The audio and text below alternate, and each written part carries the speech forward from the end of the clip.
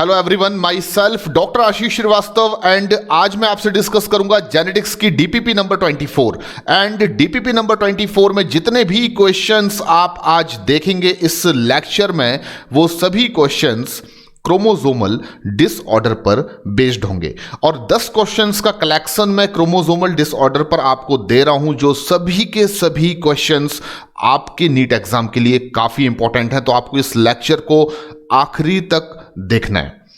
पहला क्वेश्चन है which of the following disorder is caused by autosomal aneuploidy. और हम सभी जानते हैं कि ऑटोसोमल एन्यूप्लॉइडी का मतलब होता है कि अगर ह्यूमंस में ऑटोसोमल क्रोमोसोम्स का जो पेयर है उसमें अगर एक क्रोमोसोम बढ़ जाता है यानी कि ट्राइसोमी, या किसी पर्टिकुलर पेयर में एक क्रोमोसोम कम हो जाता है यानी कि मोनोसोमी, या फिर दो क्रोमोसोम्स पेयर में एडिशनली बढ़ जाते हैं यानी कि टेट्रासोमी, या दो क्रोमोसोम जो एक पेयर में है वो दोनों ही क्रोमोसोम्स अगर डिलीट हो जाते हैं यानी कि नलीसोमी, इन सभी को हम कलेक्टिवली ऑटोसोमल एन्यूप्लॉइडी कहेंगे। 4 ऑप्शंस आपको दिए जा रहे हैं जिसमें पहला ऑप्शन है डाउन सिंड्रोम, सेकंड ऑप्शन है हीमोफीलिया, थर्ड ऑप्शन है सिकल सेल एनीमिया और ऑप्शन डी है यानी कि फोर्थ ऑप्शन है फिनाइलकीटोन्यूरिया। तो जल्दी से आपको इस क्वेश्चन का जो आंसर है वो मुझे बताना है। मैं तब तक आपको ये सजेस्ट कर सकता हूं कि जो ऑप्शन बी है हीमोफीलिया, ये एक एक्स लिंक रेसेसिव डिसीज है। ये एक एक्स लिंक रेसेसिव डिसीज है, ये हम सभी जानते हैं। एंड सिकल सेल एनीमिया एक ऑटोसोमल रेसेसिव डिसीज है, जबकि फिनाइलकीटोन्यूरिया भी एक ऑटोसोमल रेसेसिव डिसीज है। यानी कि हमें ऐसी डिसीज को सिलेक्ट करना है जो ऑटोसोमल एन्यूप्लॉइडी की वजह से कॉज होती हो, that is one and only down syndrome. चारों ऑप्शंस में एक ही बीमारी है जो ऑटोसोमल एन्यूप्लॉइडी की वजह से कॉज होती है और हम सभी जानते हैं 21st ट्राइसोमिक कंडीशन जो है उसकी वजह से आपको ह्यूमन में डाउन सिंड्रोम देखने को मिलेगा। तो इस क्वेश्चन का जो राइट आंसर होगा बहुत सिंपल है, वो ऑप्शन ए होगा। तो मैं ऑप्शन ए को इस क्वेश्चन का क्या बता रहा हूं आपको, राइट आंसर। अगला क्वेश्चन है which among these are correctly match, यानी कि आपको यहां पर 3 मैच द कॉलम दिए गए, उसमें से केवल आपको उसको सिलेक्ट करने हैं, उन पर्टिकुलर आपको कॉलम को सिलेक्ट करना है जो करेक्ट मैच हो रहा हो। तो पहला है डाउन सिंड्रोम और डाउन सिंड्रोम के सामने लिखा हुआ है ट्राइसोमी 21, तो ये बिल्कुल सही है। सेकंड है क्लाइनफेल्टर सिंड्रोम और हम सभी जानते हैं क्लाइनफेल्टर सिंड्रोम का मतलब 47XXY होता है, लेकिन सामने क्या लिखा हुआ है 45X0, this is the chromosomal complement of Turner syndrome, यानी कि ये यहां पर सेकंड मैच जो है वो बिल्कुल गलत है। एंड थर्ड है टर्नर सिंड्रोम जो कि होता है 45 + X0, लेकिन सामने लिखा हुआ है 47XXY जो कि क्लाइनफेल्टर सिंड्रोम के क्रोमोसोम कॉम्प्लीमेंट को रिप्रेजेंट करता है, यानी कि ये मैच भी यहां पर क्या हो जाता है, गलत। तो इनमें से एक ही मैच यहां पर सही है, वो है फर्स्ट नंबर वाला। तो फर्स्ट मैच जो है वो यहां पर केवल सही है, बाकी सभी मैच यहां पर पूरी तरह से गलत है, यानी कि यहां पर ऑप्शन बी जो होगा वो इस क्वेश्चन का राइट आंसर होगा, यानी कि वन ओनली। तो राइट आंसर क्या होगा इस क्वेश्चन का, ऑप्शन बी। अगला क्वेश्चन जो है उस पर हम आते हैं, the chromosomal pattern of Klinefelter syndrome is. तो हम सभी जानते हैं कि क्लाइनफेल्टर सिंड्रोम ह्यूमन में एक बहुत ज्यादा इंपॉर्टेंट सेक्स क्रोमोसोम की ट्राइसोमिक कंडीशन है जिसमें क्रोमोसोम कॉम्प्लीमेंट जो आपको देखने को मिलता है वो 44 + XXY, यानी कि ऑटोसोम क्रोमोसोम बिल्कुल नॉर्मल होंगे, लेकिन सेक्स क्रोमोसोम में आप देखेंगे कि जो मेल होगा, अफेक्टेड मेल होगा, उसमें एक एक्स क्रोमोसोम की एक्स्ट्रा कॉपी होगी। तो इस क्वेश्चन का राइट आंसर होगा ऑप्शन बी। बहुत सिंपल है ये क्वेश्चन का आंसर, आपको सिलेक्ट करना है ऑप्शन बी जो है वो इस क्वेश्चन का राइट आंसर है। अगला क्वेश्चन है the condition of a karyotype 2n+1 2n-1 and 2n+-2 are called, यानी कि यहां पर बात हो रही है, अगर मैंने बता दिया तो आंसर ही आपको मिल जाएगा, फिर भी मैं आपको हिंट करता हूं यहां पर बात किस चीज की हो रही है, मोनोसोमी, ट्राइसोमी, टेट्रासोमी, नलीसोमी की बात हो रही है। और ये सभी कंडीशंस को हम किस पर्टिकुलर क्रोमोसोमल म्यूटेशन की कैटेगरी में स्टडी करते हैं, तो आपका आंसर होगा एन्यूप्लॉइडी। तो इस क्वेश्चन का जो राइट आंसर होगा बहुत सिंपल है, वो है ऑप्शन ए यानी एन्यूप्लॉइडी, क्योंकि हम सभी जानते हैं कि पॉलीप्लॉइडी में क्रोमोसोम्स के जो सेट हैं वो मल्टीप्लाई होते हैं, यानी 3n 4n 5n।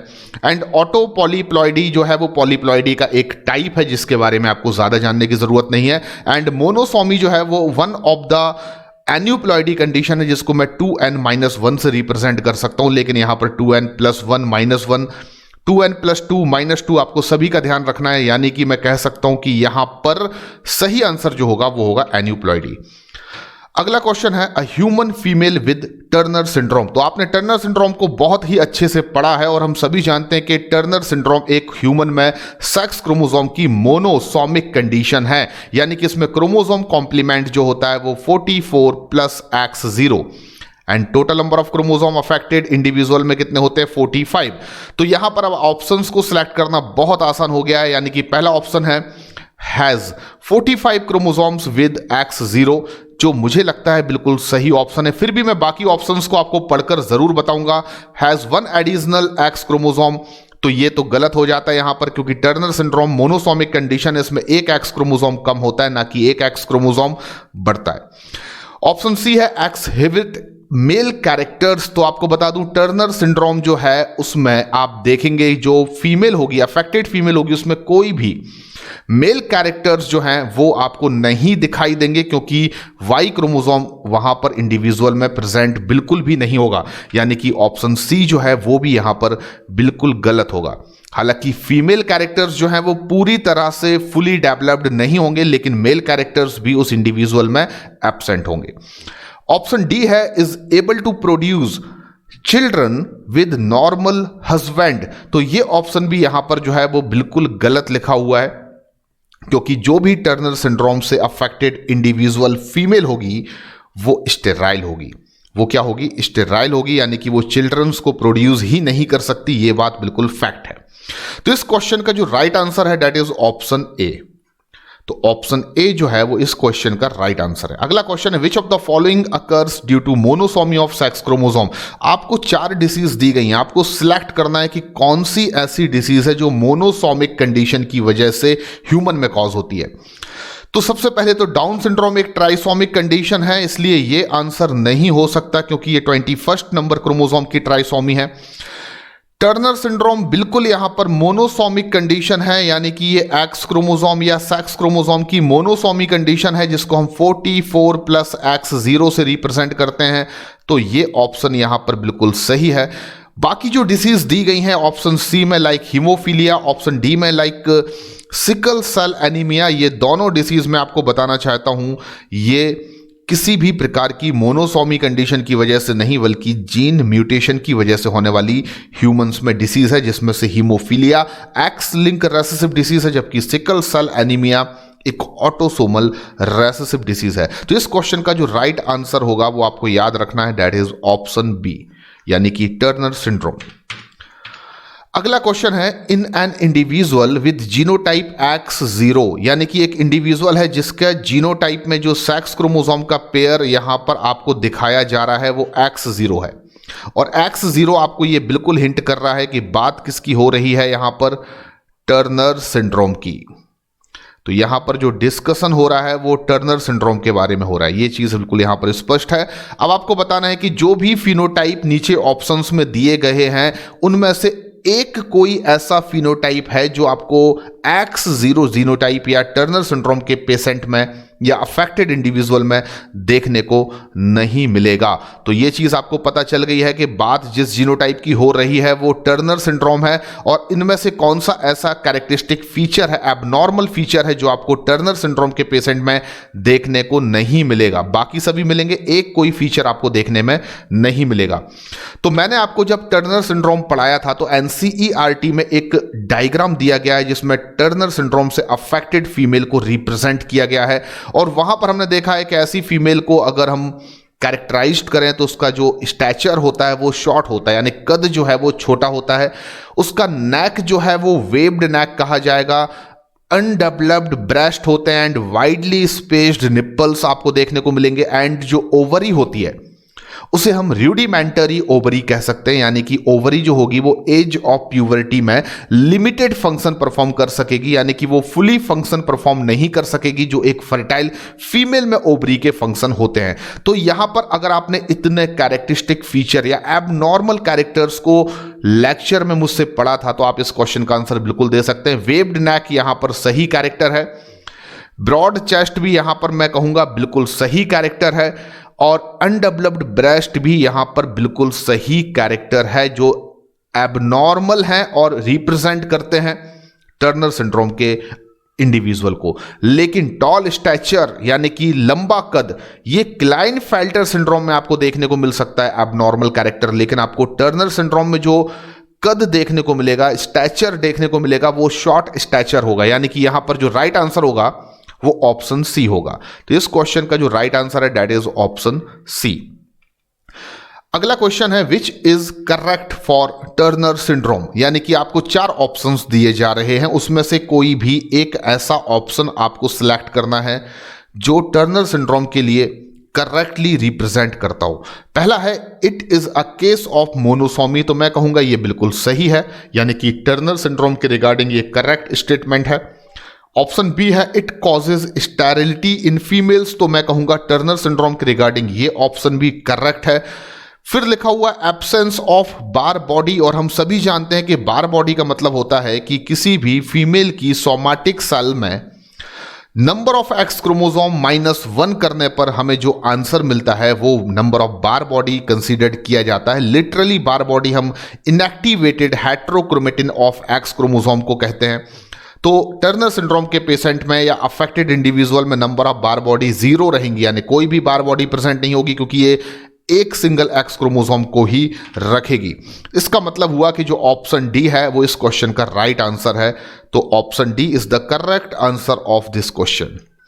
अगला क्वेश्चन है a man with enlarge breast, sparse body hair and XXY genotype is suffering from. अगर आपको बहुत ज्यादा कुछ याद नहीं आ रहा है तो आपको ज्यादा टेंशन लेने की जरूरत नहीं है, लेकिन आपको यह पता है अगर कि XXY जो है वो किस क्रोमोसोम कॉम्प्लीमेंट या कैसा क्रोमोसोम कॉम्प्लीमेंट है, किस पर्टिकुलर क्रोमोसोमल डिसऑर्डर को रिप्रेजेंट करता है, तो आपका सीधा आंसर होगा क्लाइनफेल्टर सिंड्रोम। तो बहुत सिंपल है इस क्वेश्चन का राइट आंसर देना।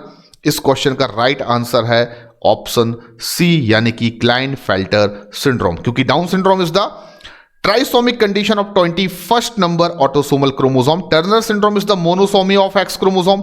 क्लाइनफेल्टर सिंड्रोम का जो इंडिविजुअल होगा वो नॉर्मल ऑटोसोम्स के साथ XXY क्रोमोसोम रखेगा, और उसमें आपको जो उसका कद होगा, हाइट होगी, वो लंबी देखने को मिलेगी। उसमें फीमेल की तरह आपको ब्रेस्ट का डेवलपमेंट भी देखने को मिलेगा, जिसको गायनेकोमास्टिया कहते हैं, और इसके अलावा आपको स्पार्स बॉडी हेयर भी देखने को मिल सकते हैं। तो अल्टीमेटली इस क्वेश्चन का जो राइट आंसर होगा वो ऑप्शन नंबर सी होगा। एंड लास्ट क्वेश्चन जो मैं आपसे डिस्कस कर रहा हूं, थोड़ा सा बड़ा क्वेश्चन है लेकिन बहुत इंपॉर्टेंट है। Due to non disjunction of chromosomes during spermatogenesis, यानी कि कहा जा रहा है कि स्पर्मेटोजेनेसिस के दौरान किसी मेल में अगर क्रोमोसोम्स के नॉन डिसजंक्शन की वजह से ऐसे स्पर्म प्रोड्यूस होते हैं कि जो 50% स्पर्म हैं वो 22A+XY क्रोमोसोम कॉम्प्लीमेंट रखते हैं, यानी कि वो एक extra copy of sex chromosome रखते हैं, जबकि अनदर स्पर्म्स जो प्रोड्यूस हो रहे हैं वो सेक्स क्रोमोसोम को बिल्कुल भी नहीं रखते, यानी कि 22A+0।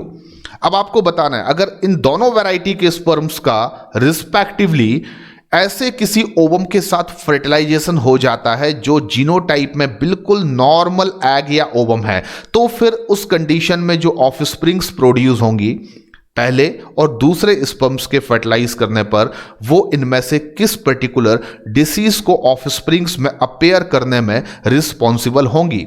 तो ये मैंने आपको क्वेश्चन बहुत सिंपल लैंग्वेज में समझा दिया। यानी कि आपको इतना बताना है कि अगर 2A+XY एंड 2A+0 स्पर्म्स का फर्टिलाइजेशन हो जाता है, फ्यूजन हो जाता है 2A+X से एंड 2A+X से, यानी नॉर्मल ओवम से, तो उस कंडीशन में पहले आपको जो ऑफस्प्रिंग मिलेगी उसका जीनोटाइप होगा 2A+XXY, यानी कि this is the chromosome complement of Klinefelter syndrome, and second offspring जो आपको मिलेगी 2A+X0 और 2A+X0 chromosome complement for Turner syndrome. तो इस क्वेश्चन का जो राइट आंसर होगा वो है ऑप्शन ए, क्योंकि उसमें क्लाइनफेल्टर सिंड्रोम और टर्नर सिंड्रोम के बारे में लिखा हुआ है। बाकी ऑप्शंस गलत क्यों हैं? क्योंकि उनमें डाउन सिंड्रोम के बारे में लिखा हुआ है, और डाउन सिंड्रोम एक ऑटोसोमल ट्राइसोमिक कंडीशन या डिसीज है ह्यूमंस में, इसलिए इस क्वेश्चन का जो राइट आंसर होगा इस क्वेश्चन का जो राइट आंसर होगा that is option A, Klinefelter syndrome and Turner syndrome. तो आई होप कि आपने सभी क्वेश्चंस को बहुत ही प्रॉपर वे में सुना होगा, समझा होगा और करेक्ट आंसर भी दिए होंगे। अगर आपने सभी क्वेश्चंस के करेक्ट आंसर दिए हैं तो मुझे कमेंट बॉक्स पर लिखकर जरूर बताइए। और आप अगर मेरे चैनल पर नए हैं तो मेरे चैनल को सबसे पहले सब्सक्राइब करिए और लाइक करना मत भूलिए। Thank you very much.